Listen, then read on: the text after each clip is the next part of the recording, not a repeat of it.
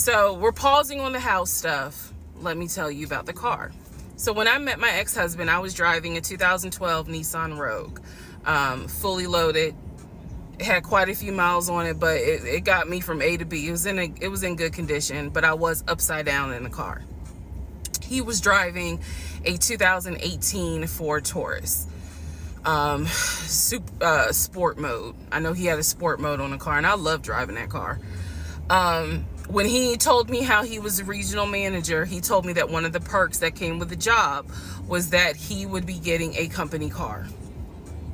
And so we spent time going to Range Rover of South Atlanta. We spent time going to Jaguar. We spent time going to BMW. We spent time going to Ford, which was on Mount Zion in Morrow, if you all are familiar with that area. He test drove a whole lot of cars. In the end, he decided on a BMW sedan. I was there when he test drove the car. I got in the car with him. I loved it. And he explained to the salesperson, I'm getting a company car. I need to get a printout of the full price of the car, tax, tag, and title. Because what my company is going to do is wire over the money for the car. The salesperson was like, okay, apparently that happens a lot. So he gave him a printout with the tax, tag, and title for the car. In front of me and the salesperson, he called the person in the finance department for his job. Obviously, I have no idea what this person's name is, but he called the person. He explained to them, this is the amount of money. He said the president of the company, so-and-so, has authorized for him to get a car, not spending more than, I think, $90,000 tax, tag, and title. The BMW came out to just under $90,000. And so I remember this conversation so vividly. So he's on the phone in front. I'm sitting down, the salesperson sitting down at their desk, and he's like, they put me on hold. And so he's like, I guess the person comes back and he says, the price of the car is blah, blah, blah. He was like, give me a second and I can send you a picture of that printout that shows tax, tag, and title for the BMW. He gets off the phone. He takes a picture of it. He sends it to whoever.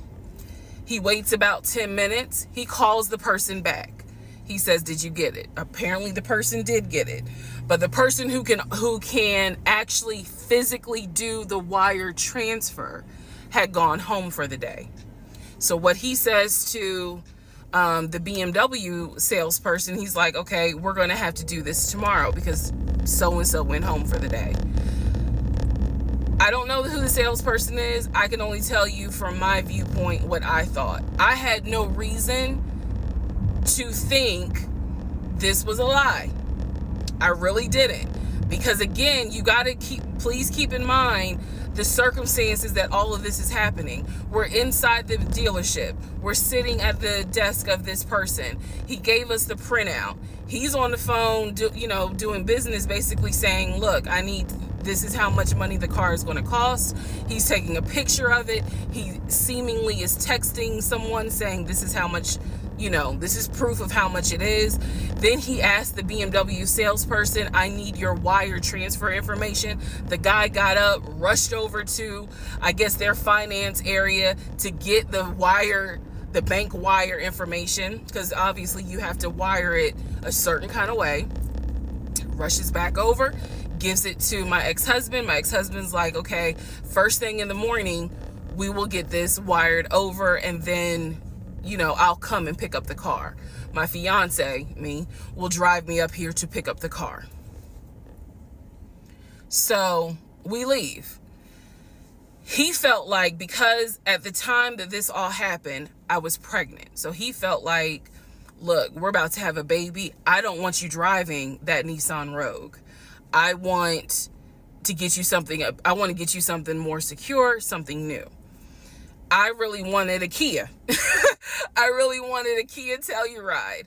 And he was like, well, let's look at the warranty. This man knew a lot about cars. He knew a lot about the warranty. He knew a lot about the depreciation value. And so he did talk to me a lot about what will we get the most for our money. We test drove, when I say we, I test drove a Kia Telluride, a Kia Sorento. He didn't like either of those. He had me test drive a Ford Explorer. He didn't really care for that. Then came time where he really wanted me to get a BMW. He really wanted me to get a BMW X5. So he took me to Global BMW Imports, which, if you know anything about Atlanta, it's off of Cobb Parkway, but you can see it off the highway. I believe 285 is where you can see the Global Imports BMW dealership. He took me there. He had me test drive an X5, an X6. He also had me test drive I think I'm gonna get the numbers wrong, a 525, which was a sedan. I did not like that. I wanted an SUV. I loved driving the BMW. He also had me drive an M Series, test drive an M Series. So he was very adamant that I should get a BMW. The reason being is because, according to him, he had a BMW in California when he lived in San Diego. He had a BMW that he loved. It was a white BMW. He showed me pictures of the BMW. So he showed me pictures of this white BMW that he had, and unfortunately, the car got totaled about 2 months before he moved to Georgia. So he had received money, not a lot, but some money to get another car, and he used it to get the Ford Taurus because he was like, I just need a car that's going to get me from A to B until I get into a house and I'm much more settled. For him, he was like, I'm really giving myself 60 days to get settled here in Georgia after moving from California. But then he met me. Again, that's the story. So he had me test drive the BMW. So much so, I loved the BMW. Loved it. I wanted a dark blue BMW with cognac interior. I wanted an X5 and I wanted an M Series. So I can clearly tell y'all that's exactly the car I wanted. We were online looking for that particular car because not every dealership had it. I was okay with a black BMW if needed. But I really wanted dark blue, and I really wanted that cognac colored interior. So he felt like, I want you to consider all of a sudden an Audi Q8. Let's just see how you like it. If you don't really like it, then we will go back to the BMW. I cannot tell you why he switched up. I can't. But I can tell you he took me to an Audi dealership on Peachtree Industrial. He test drove an Audi and I test drove an Audi Q8. I loved the Q8. Loved it, loved it, loved it. But I was tired of test driving cars. By this point, I had test driven so many cars. Our weekends were spent either looking at a house or test driving cars. And I was picky, I will admit that. So he had me test drive the Q8. I really liked it. I finally just told him, look, I'm good with either the BMW or the Audi, because I'm tired of test driving cars.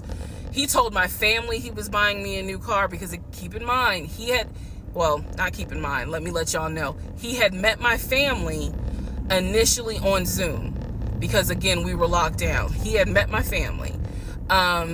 He also had met my family in person because at this point, it was like, look, if you're not showing any symptoms, maybe we can do family dinner. And so we had. So he had met my family in person. At this point, I had test driven all these cars. Kias. Hell, he even had me test drive a Nissan Murano. But the main two were BMW and an Audi.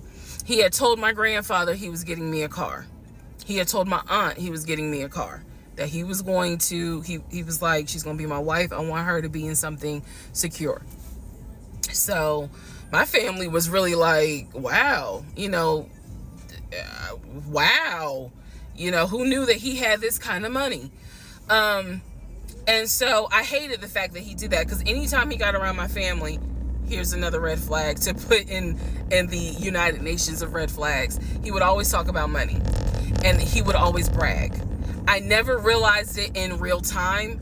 I didn't realize it until I was out of the situation. He always bragged about the fact that he could fight, the fact that he had money, and the fact that he played football. Those are the three things he always bragged about. Back to the cars. So I told him, I was like, pick one between the BMW and the Audi, because you said you buying it. So pick one. So this man chose the Audi. So he takes me to the dealership. I wanted a white Q8. He does give me the printout of how much it's going to cost, tax, tag, and title, to get this Q8. Gentleman who's helping us gives him the printout. He's saying he's going to pay this money for the car out of the savings account that's offshore. That's the story. That's what he's saying. So he apparently is asking the guy, you know, is there a holding fee? Can I pay a holding fee to secure this car while I'm working to get the money transferred? Because obviously with COVID, it's going to take long for the banks to transfer the money. Side note, I need everyone to understand, one of the reasons why he was able to get away with the stuff he got away with is because we were on lockdown. It's crazy because it's now 2024, but I don't know, do we all remember how it seemed like a lot of stuff stopped in 2020? Now, keep in mind, that's not an excuse I'm making, because shit still got done.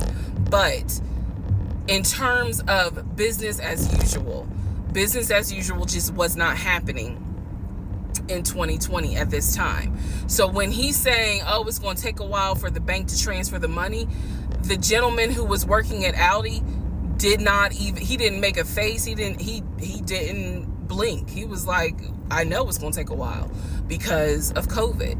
So basically what ends up happening is we leave. He has the printout. He calls the bank, or he calls his financial advisor, who does have a name. The financial advisor's name is Eric. I feel comfortable using certain people's names, especially if we find out they didn't exist. So he calls Eric. He tells Eric in front of me, hey, I need to transfer $72,526, whatever the amount was, because I'm buying a car for my fiance. This is the bank account information. Do you need me to give it to you over the phone, or do you need me to email it to you? Pause.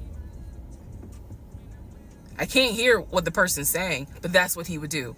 Do you need me to give it to you over the phone, or can I email it to you? Okay. All right, give me a few minutes and I'll go ahead and email it to you.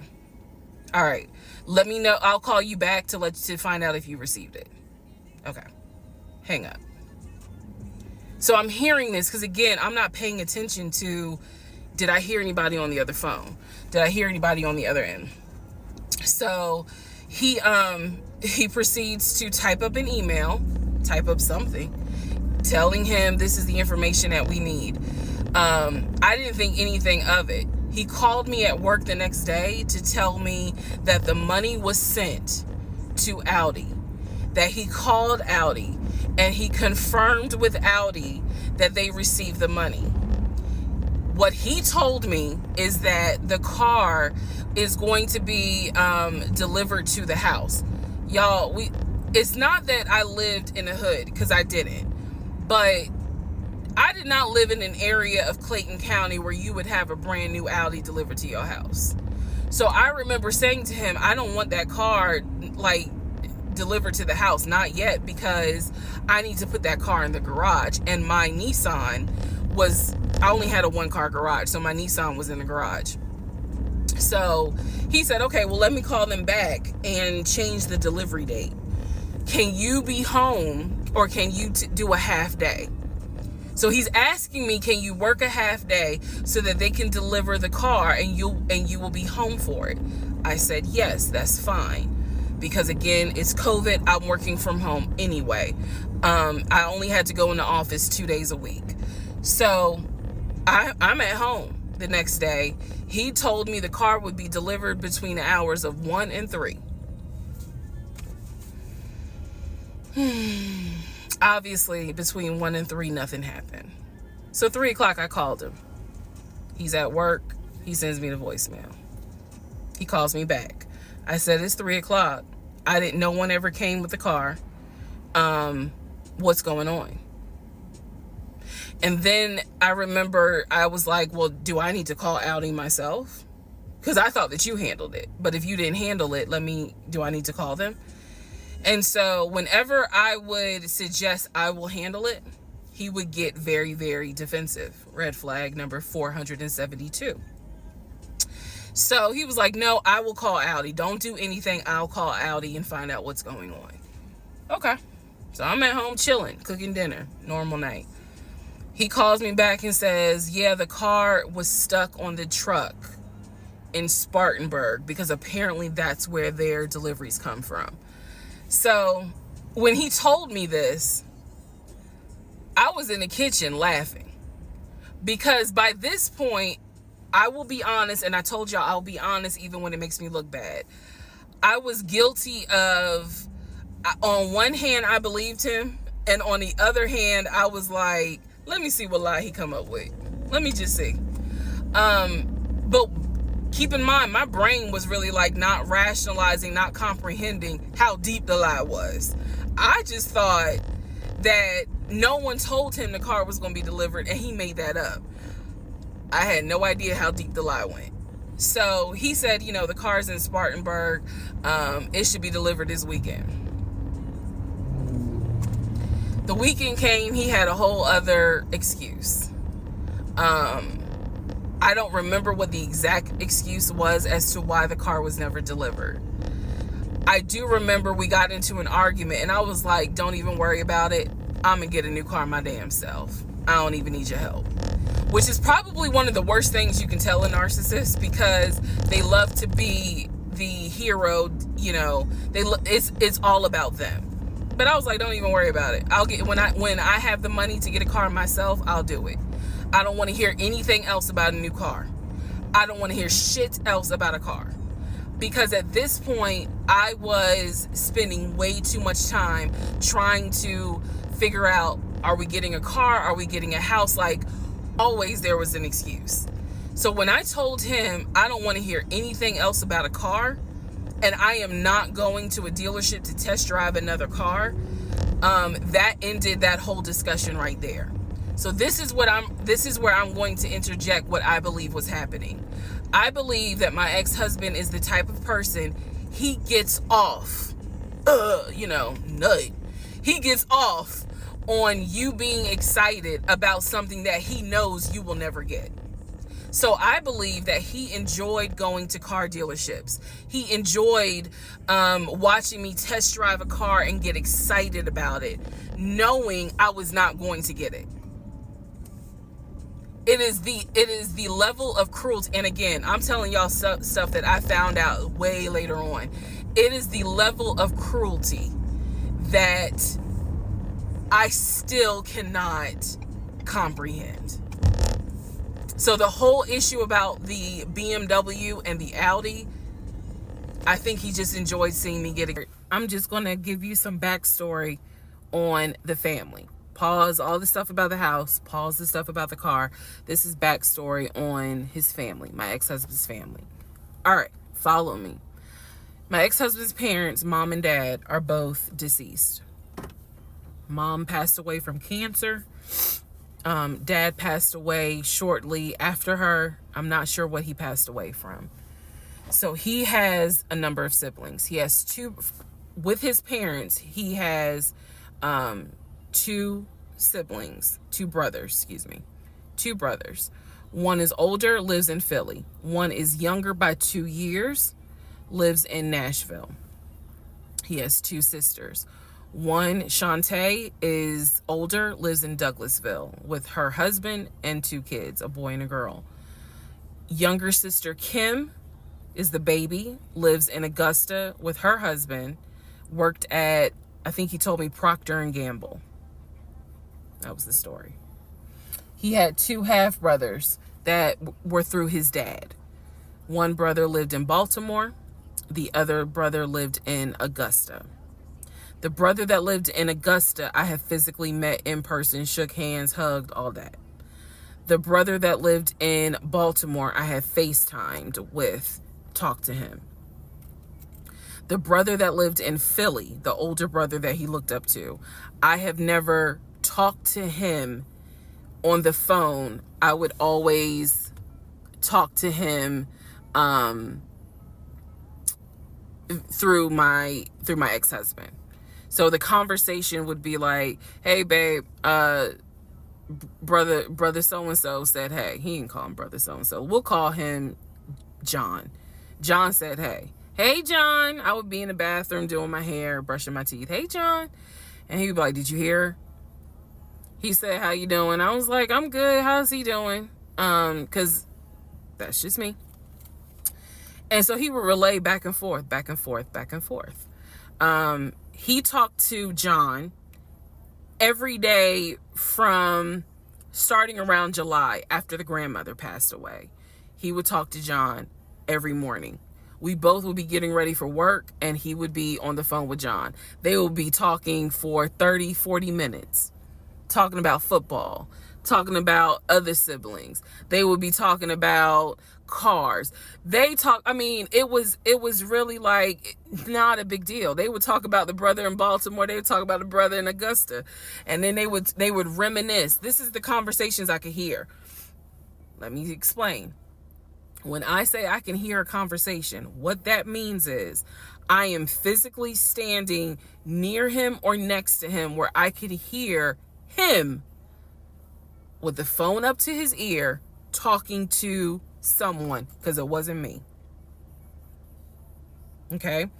I may not hear the other person because the phone call may not be on speakerphone.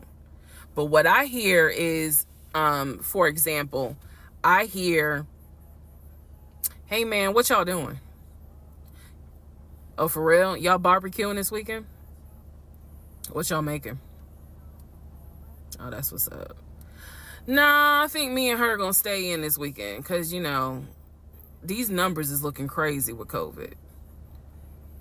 Yeah, she over here. She's sitting right here. She watched the TV. Okay, hold on. John said, hey. Hey, John. You heard her? Okay. All right, bruh. I just wanted to check in on you. That's the type of conversation I'm explaining. Okay, so I hope that gives a little more clarity about the type of conversations I'm hearing. So, I don't know why this light keeps going out. Okay, so that's how he would talk to his siblings. The grandmother passed away. He called me around April or May and told me that his grandmother passed away. His grandmother, on his dad's side, had died suddenly from COVID. She had symptoms. She went to bed and did not wake up. He was distraught. He was crying. He wasn't eating. He was just sitting there, listening to music, not watching TV, just sad, because he was like, my grandmother was always my support system. So from what I saw, it really bothered him. I did not think anything of it. I'm one of those people, if you tell me somebody in your family passed away, I'm gonna believe you, because I don't play about death. And I guess I expect other people don't either. However, that is not the same for everyone else, but we'll get there. So family, he had his sister Shantae, who lived in Douglasville. Like I said, she was married with 2 kids. Apparently she was a nurse. So when I had my miscarriage, that was a sister that he was like, my sister will take you to the hospital. Like, that's what family does. Okay. I had never met Shantae. I've been on the phone, I've been around him when he was on the phone with Shantae. Never heard her part of the conversation. But he would be talking to his sister. That's what he said. That's what it sounded like too. Now, what is interesting is that we lived maybe 35, 40 minutes away from Douglasville. So there were plenty of times that he had invited me to go with him to his sister's house. Okay, let me tell you how this would always work out. Total times he invited me was probably 3 times for different barbecues or whatnot. The first time he invited me, I was like, nah, I ain't going because, again, COVID. And she's a nurse. Hell no. The second time he was like, yeah, she invited us, but I don't think we should go because COVID. No. The third time I agreed to go. I was like, absolutely, I'll go meet your sister. Like, that'd be great. On our way to her house, to Douglasville, to go see the sister, apparently he got a phone call. The phone was always like on vibrate, but he got a phone call and he told me that something came up, and so she had to cancel the barbecue, the get together, whatever.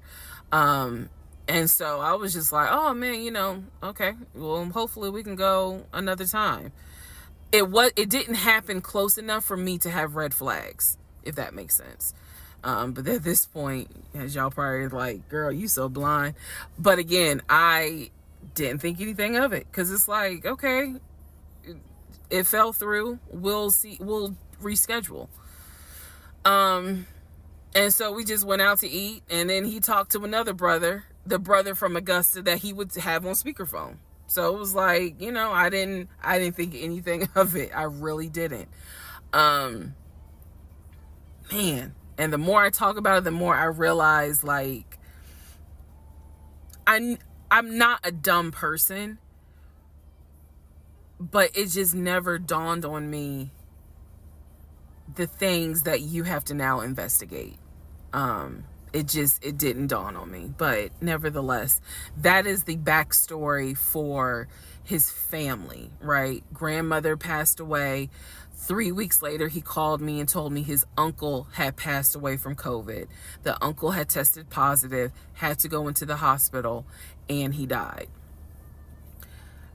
It was a bit of a red flag. It was a bit of a red flag, but like I said, I don't play about death. So I was just like, wow. Because of these 2 deaths, he became a stickler about COVID. And when I mean a stickler, wear your mask, wear gloves, hand sanitize, wash your hands. Like, he was annoying about making sure neither one of us caught COVID. So now I'm going to give you the backstory in regards to what I was told with the ex-wife. So this is the backstory on what I was told for the ex-wife. This is important. Pay attention. All right. This is 2020. So this is what I was told in 2020. I was told that he and his ex-wife used to be friends. Then they started dating and subsequently got married. They got married in California. He had bought a house with the money that he made from arena football.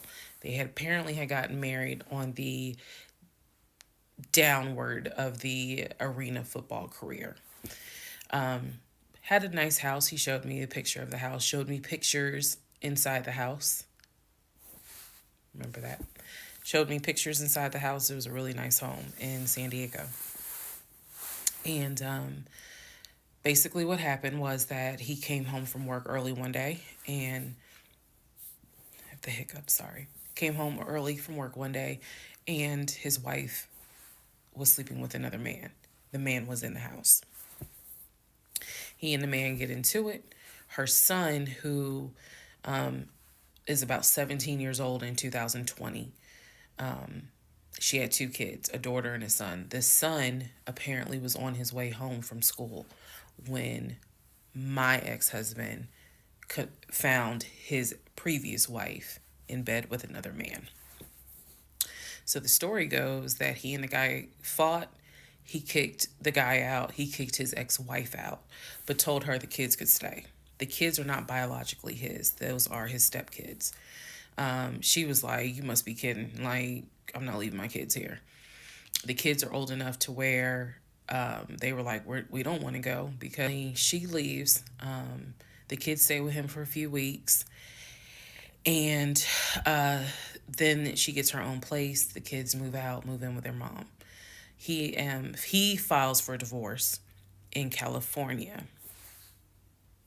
He files for divorce in California, and it was an ugly divorce. She was asking for spousal support, all kinds of stuff. And then it turned into, um, you know, I'll help you with the kids, not child support, but just I will give you some money for the kids, because apparently he was very close to the kids and he wanted to keep a relationship with the kids. Their biological fathers, apparently there were two fathers, their biological fathers were not in the picture. So the divorce starts out contested and ugly, eventually becomes amicable. Eventually they become cordial with each other. So my ex-husband moved. This is all before he ever met me. So I'm telling you the story of what I was told in 2020. So eventually, about 2 years later, is when his job approached him about an opportunity to transfer to Georgia. And so he took it. New beginning, fresh start. He has family in Georgia. He took it. He told me this story pretty much the second or third conversation we had. So it was always from the beginning that she had cheated. He caught her, and he had filed for divorce, but he was still close to the kids. They still had a great relationship. I've heard him on the phone with the kids, just encouraging them, helping the 17-year-old like with homework. The kids really apparently wanted to meet me, and I was fine with that. He would send them money, if they needed something, because he loved the kids as if they were his own. I'm telling you the story as I was told it in 2020. So let's see, around April or May of 2020, he informs me that his ex-wife has moved to Georgia. Apparently, she's staying with her sister in Gwinnett County. So she has moved to Georgia. The two kids are now in Georgia. And so when he tells me all this, I'm like, so what's that supposed to mean? Now, I will say this. He never made it seem as if she wants him back. He never presented that. It was always, no, we're cool for the kids. We're cool for the kids. But he's never presented that she was trying to get him back. I feel like it's fair to her for me to say that. And again, stay with me. It all comes out. But that was the backstory in regards to the ex-wife, that they got married in California, they divorced in California, and then she eventually moved to Georgia, to Gwinnett County, after he had transferred to Georgia for his job. He did tell me that, every now and then he'll get a text message from her. He told me that he, told her when I was pregnant. He felt like she needed to hear that from him instead of hearing it from the kids. And we got into a bit of an argument about that. But, honey, in the big scheme of things, anyway. So we got into an argument about that. I felt like her business. But that's the overall backstory of her. So remember, because there will be a quiz, but just remember, he met her in California, married her in California, divorced her in California. She moved to Georgia, to Gwinnett County, after he moved to Georgia. Are we clear? Okay.